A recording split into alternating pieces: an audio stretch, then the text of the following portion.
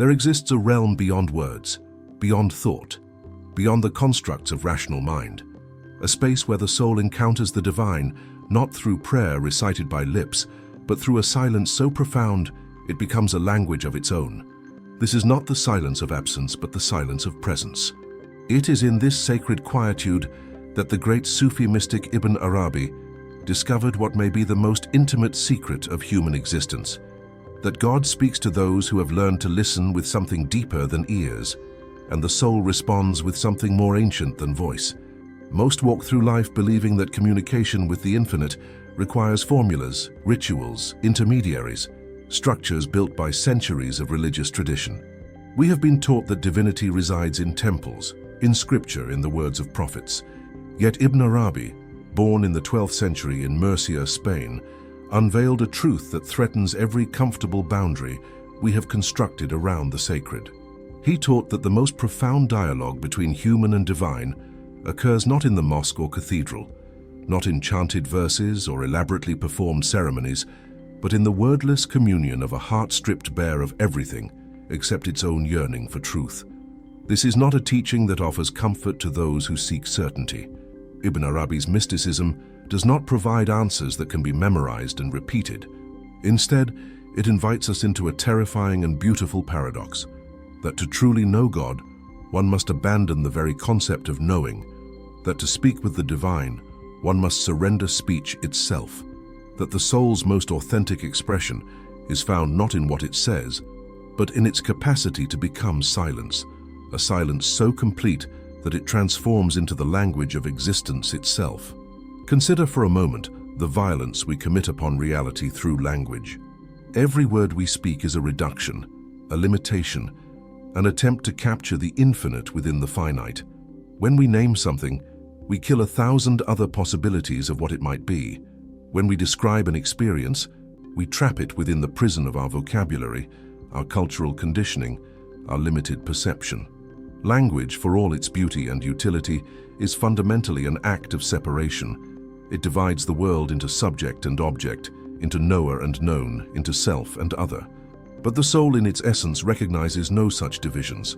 The soul speaks a language that predates the Tower of Babel, a tongue not fragmented into 1,000 dialects, but unified in the single wordless utterance of being itself.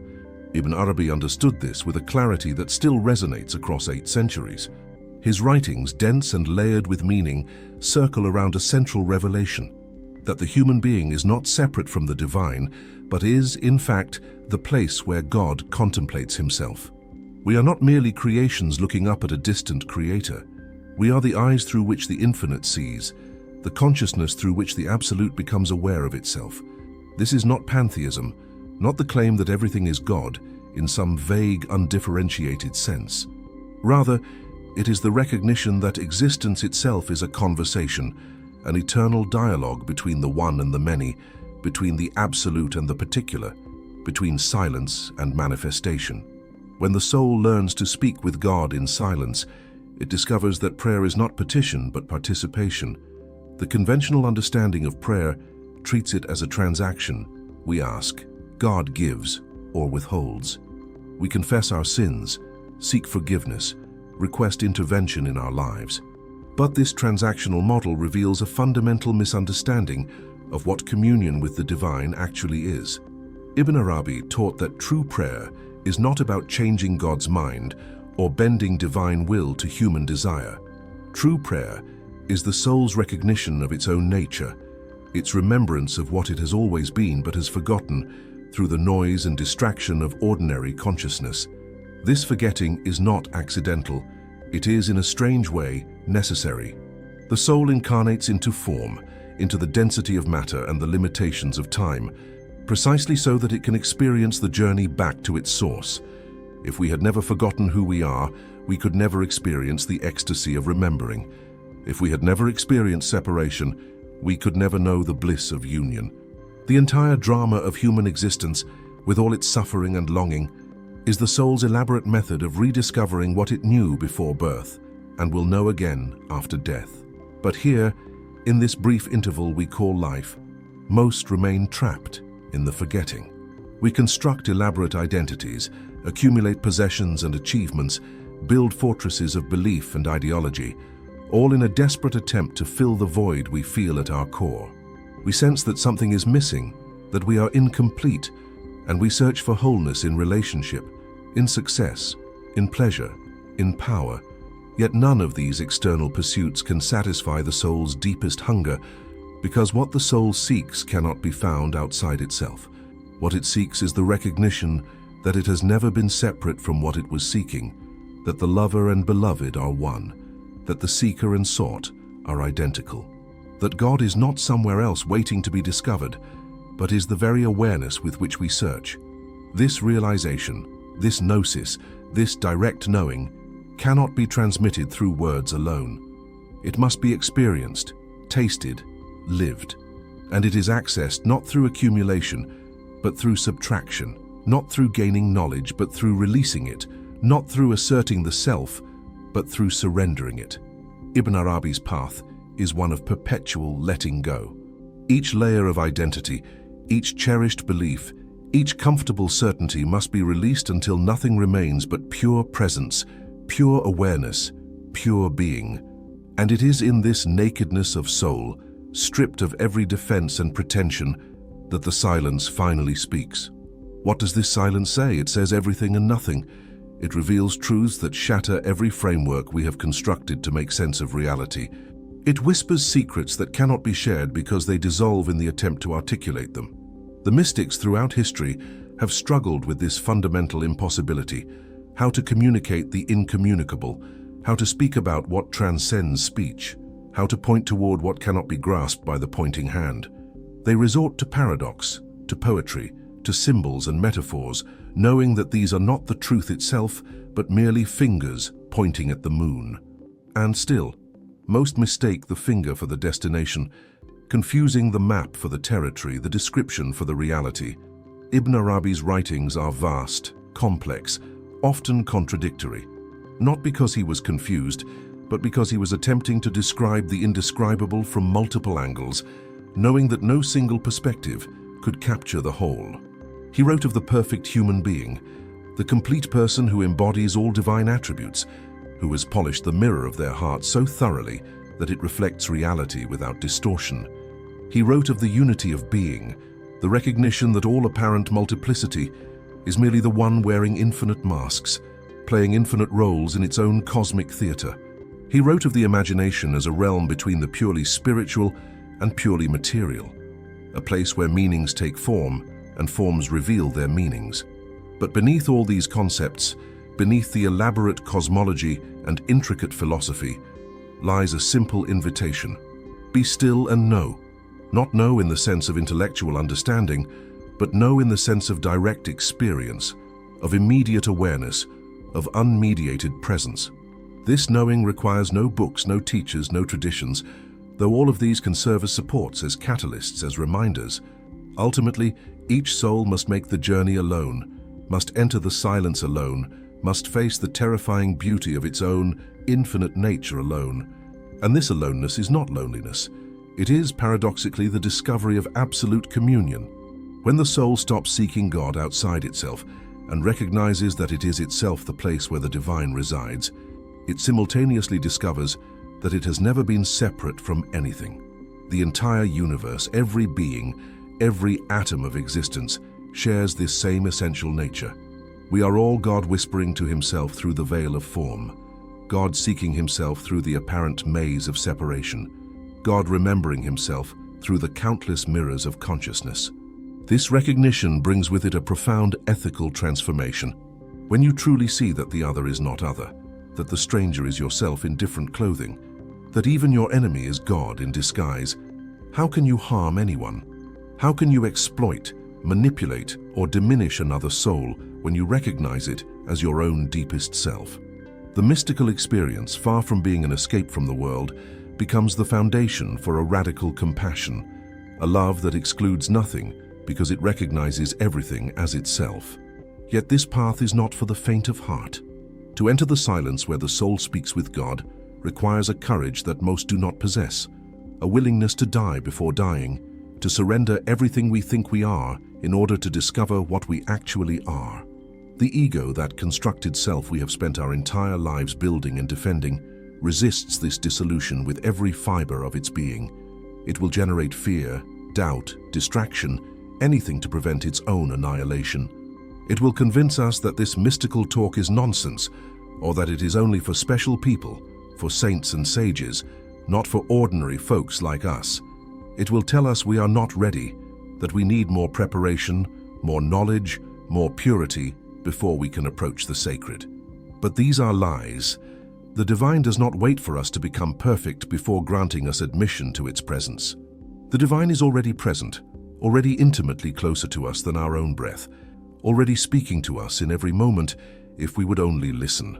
The preparation is not about becoming worthy, but about becoming quiet enough to hear what has always been said, still enough to notice what has always been here, open enough to receive what has always been given. Ibn Arabi spoke of the heart as the organ of divine perception, but this heart is not the physical muscle pumping blood through our veins. It is the subtle center of consciousness, the point where the human and divine intersect, where time touches eternity, where the finite opens into the infinite. To polish this heart requires a discipline, but not the harsh asceticism that denies the body or demonizes desire. Ibn Arabi, unlike some mystics, did not advocate escape from the world. He taught engagement with life while remaining inwardly detached, participating fully while recognizing the dreamlike nature of all phenomena.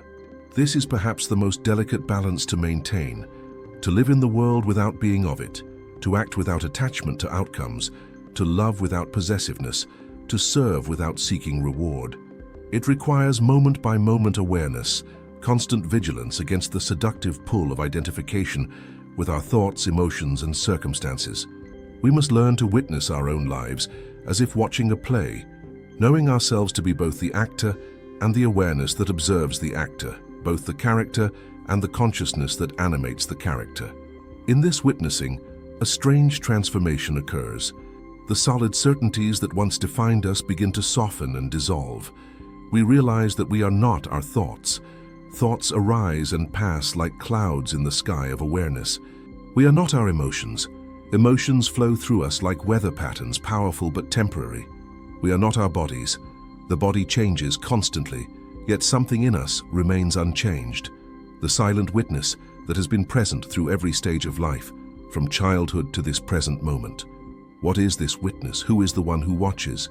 This is the question that, when followed deeply enough, leads directly into the heart of the mystery. For the witness itself cannot be witnessed.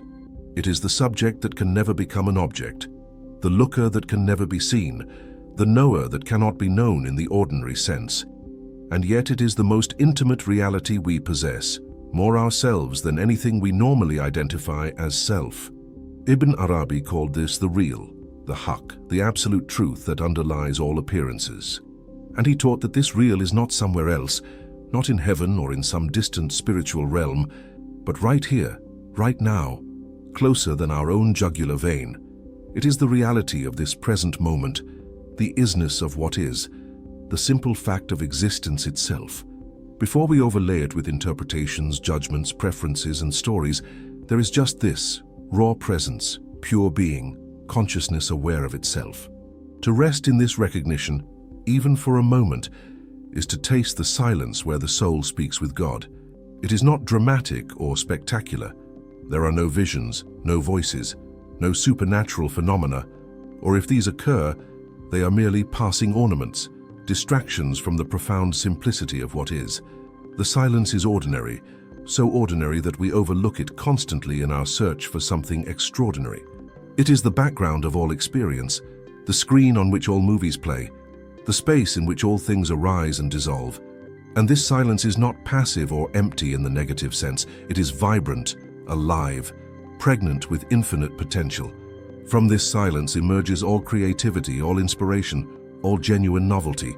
The great artists, poets, and mystics have always known this, that the source of their work is not their personal ego, but something that flows through them when they get out of their own way, when they become hollow like a reed through which the breath of the divine can play its melody. Ibn Arabi himself was such a reed. His writings poured forth with a fluency and depth that suggests they came not from ordinary intellectual effort, but from a state of inspiration, of receptivity to a wisdom beyond the personal mind. He wrote as if taking dictation from the real itself, channeling insights that continue to baffle and illuminate readers 8 centuries later.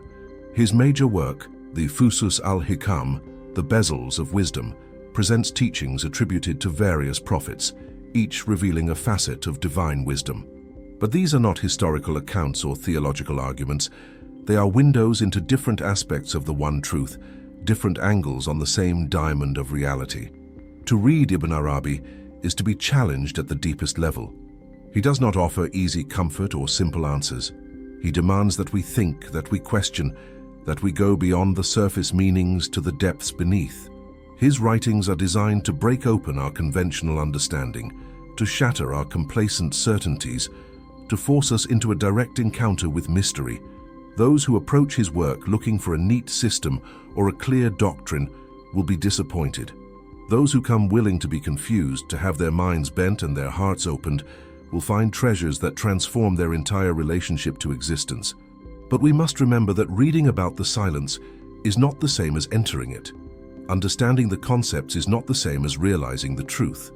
A person can memorize all of Ibn Arabi's teachings, can discuss them eloquently, can impress others with their knowledge and still be as far from the actual experience as someone who has never heard of him. The difference between knowing about water and being immersed in it, between reading a menu and tasting the food, between studying maps and taking the journey, this difference cannot be overstated. So how does one enter this silence? How does the soul learn to speak with God directly, without intermediary, without the scaffolding of words and concepts? There is no formula, no guaranteed method, because what we seek is not an achievement of the ego, but its dissolution. The very effort to get there can become an obstacle, because it reinforces the sense of a separate self, trying to reach something outside itself. And yet some practices can create conditions more conducive to this recognition. Meditation is one such practice, not as a technique to gain something, but as a way of releasing everything, of letting go so completely that what remains is what has always been there beneath the noise. Simply sitting in stillness, watching the breath, allowing thoughts to arise and pass without following them, gradually reveals the vast spaciousness that we are. At first, the mind rebels against this simplicity. It generates endless distractions, urgent thoughts, physical discomforts, anything to escape the confrontation with its own insubstantiality. But with patient persistence, the storms gradually calm, and in the deepening quiet something else emerges, a presence that has nothing to do with thinking or doing, a being that simply is.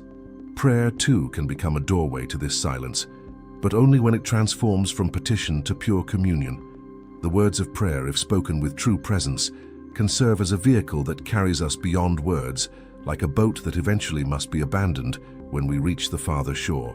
The repetition of sacred phrases, done not mechanically but with full attention, can wear grooves in consciousness through which grace flows more easily. But ultimately, even these must be released, must dissolve into the wordless cry of the heart, and finally into the silence that needs no expression, because it is expression itself. Contemplation of nature can also serve this purpose. When we truly look at a flower, not analyzing or categorizing, but simply receiving its presence, something shifts. The division between observer and observed begins to blur. We do not see the flower so much as participate in its flowering, become part of its existence, recognize our shared being. The same awareness that looks through our eyes looks through the flower at itself. The same life that animates our flesh animates the petals. The same consciousness that asks these questions already knows the answers, because it is the answer. Ibn Arabi spoke of this as the doctrine of Wahdat al-Wujud, the unity of being. Not that everything is the same, but that everything shares the same ground of being, the same essential reality. The waves are not identical to each other. Some are large, some small, some crash violently, others lap gently at the shore. But they are all water, all arising from and returning to the same ocean. Similarly, all forms, all beings, all things are unique expressions of the one existence, the one consciousness, the one reality that Ibn Arabi called God. This understanding radically reframes every aspect of life. Suffering is no longer a punishment from an angry deity, but the soul's own learning, its chosen curriculum in this school of existence. Death is not an ending, but a transformation, a change of form like water becoming ice, becoming vapor, always the same essence in different states. Evil is not a separate force opposed to good, but the same divine energy distorted through the filters of ignorance, fear, and separation. When consciousness forgets its true nature and identifies with a limited, separate self, it inevitably causes harm because it no longer recognizes itself in the other. The remedy for this ignorance is not more knowledge in the conventional sense, but a remembering, a return to what was known before the forgetting. This is what the word religion originally meant, to relink, to reconnect what has been separated. But over time, religions themselves often become obstacles to this reconnection, replacing direct experience with belief systems, living truth with dead dogma, mystical insight with institutional control. They create new separations even as they claim to heal the original one, separating believers from non-believers, the faithful from the infidels, the saved from the damned. Ibn Arabi, though deeply rooted in Islamic tradition, transcended these boundaries. He recognized prophets and sages from all traditions as manifestations of the same divine wisdom, different messengers bearing variations of the same fundamental message.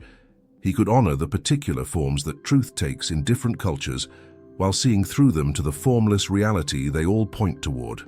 This perspective, far from being disrespectful to tradition, represents its highest fulfillment, the realization that the diversity of religions is itself a divine mercy, offering different paths suited to different temperaments, different languages for those who speak different tongues, different doors into the same infinite mansion.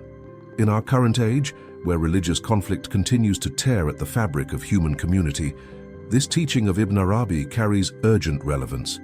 If we could recognize that the divisions we fight over are ultimately superficial, that beneath the different names and rituals lies the same reality accessible to all, how much unnecessary suffering might be prevented? How many wars waged in the name of God might be revealed as the ego's violence disguised as divine will? How many barriers erected between human hearts might dissolve in the recognition of our fundamental unity? But this unity cannot be imposed or enforced. It can only be realized from within, through the individual's own journey into silence, their own discovery of what Ibn Arabi knew. No authority can grant this realization, no scripture can substitute for it, no teacher can give it as a gift. Each soul must undertake the journey alone, must face its own darkness, must surrender its own attachments, must die its own death before rebirth. This dying is what all authentic spiritual traditions point toward, though they use different language to describe it. Christians speak of dying to self so that Christ might live through them. Buddhists speak of the extinction of the separate self, the realization of anatta, no self. Hindus speak of the dropping of Maya, the illusion of separation, and the recognition of Atman as identical to Brahman, individual soul as identical to universal consciousness. Ibn Arabi speaks of fana, annihilation of the false self, followed by baqa, subsistence in the real. These are not mere concepts to be understood intellectually. They describe actual transformations of consciousness, genuine shifts in the locus of identity. The person who has undergone this transformation is not the person who began the journey. Something essential has changed, not in their external circumstances, but in their relationship to those circumstances, not in what they possess, but in who possesses them. They have become, in Ibn Arabi's language, a place of manifestation for the divine, a clear mirror reflecting reality without distortion, and yet paradoxically this transformation makes them more human, not less.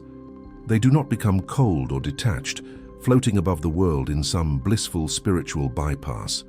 Rather, they become more present, more compassionate, more alive to both the beauty and suffering of existence. They can hold the joy and pain of life without being destroyed by either, can engage fully without losing themselves in the engagement, can love deeply without the desperate clinging that turns love into possession. This is the fruit of the silence, the gift that comes when the soul learns to speak with God directly. Not supernatural powers or special status, not certainty or security, but a profound peace that does not depend on circumstances, a love that flows freely without demanding return, a wisdom that acts appropriately without needing to know everything. The mystic moves through the world like water, taking the shape of whatever container they encounter without losing their essential nature, adapting to every situation while remaining fundamentally unchanged. Ibn Arabi lived this teaching. Despite his profound spiritual realizations, he married, raised children, engaged in the affairs of his time, traveled extensively, and wrote prolifically. He did not retreat from the world, but participated in it fully, seeing each encounter as an opportunity for the divine to meet itself, each relationship as God-loving God through the veil of form. His life demonstrates that mysticism need not be escapist or world-denying. Rather, it can infuse every moment with sacredness, transform every action into worship, reveal the extraordinary hiding within the ordinary. This is perhaps the ultimate secret Ibn Arabi offers, that the sacred is not separate from the profane, that the spiritual is not opposed to the material, that heaven is not somewhere else but right here, hidden in plain sight. We spend our lives searching for what we already possess, seeking what we already are, trying to become what we have always been. The journey itself, with all its apparent detours and difficulties, is the destination. The seeking is the finding. The question contains the answer. When this finally dawns, not as an idea but as lived reality, a great laughter arises. How obvious it all is, how simple, how utterly here and now. The cosmic joke reveals itself. We are that which we seek, playing hide and seek with ourselves, pretending not to know what we know, staging an elaborate drama of loss and recovery, separation and reunion, question and answer. And all of it, every moment of it, is the divine celebrating its own existence, delighting in its own creativity, loving its own being through infinite forms and expressions. The silence where the soul speaks with God is not empty but full, not dead but vibrantly alive, not an absence of sound, but the music beneath all music, the word beneath all words, the meaning beneath all meanings.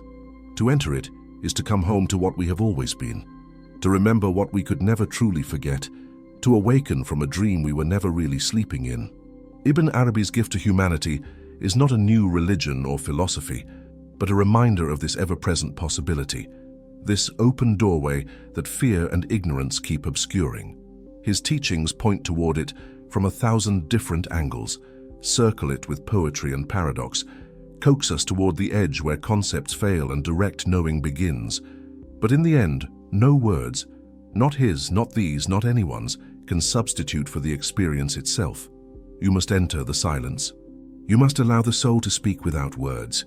You must become still enough to hear what has always been spoken, empty enough to be filled with what has always been offered, naked enough to recognize what has always been true. This is not a task for tomorrow, not something to prepare for or postpone. This moment, this breath, this awareness, reading these words, this is already it, already the meeting place of human and divine, already the conversation that never begins because it never ends. Listen, not with your ears but with your whole being. Listen to the silence between your thoughts. Listen to the space between these words. Listen to the awareness that makes listening possible. There, in that listening itself, the soul is already speaking with God, already receiving the answer to every question it could ever ask. And the answer is always the same, has always been the same, will always be the same. You are that. You have always been that. You could never be anything but that. The separation was never real. The journey was always home. The seeker was always the sought. This is Ibn Arabi's secret, whispered across 8 centuries to anyone willing to hear. Not a secret kept hidden, but a secret hidden by its very obviousness, a truth so close we look past it, so simple we complicate it, so available we imagine it must be difficult to attain. Rest in the silence. Let the soul speak. Discover what you have always known, what you could never not know, what knows itself through your very search for it. This is the beginning that has no beginning, the end that has no end, the eternal now where God meets God in the mirror of your consciousness. And in that meeting, all questions dissolve, all seeking ceases, all separation heals into wholeness.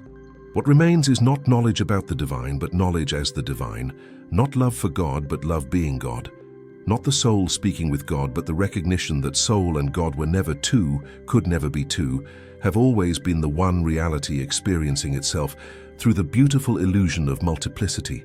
This is the teaching, this is the invitation, this is the secret that cannot be kept, because it reveals itself to anyone who becomes quiet enough to notice what is already, always, eternally here.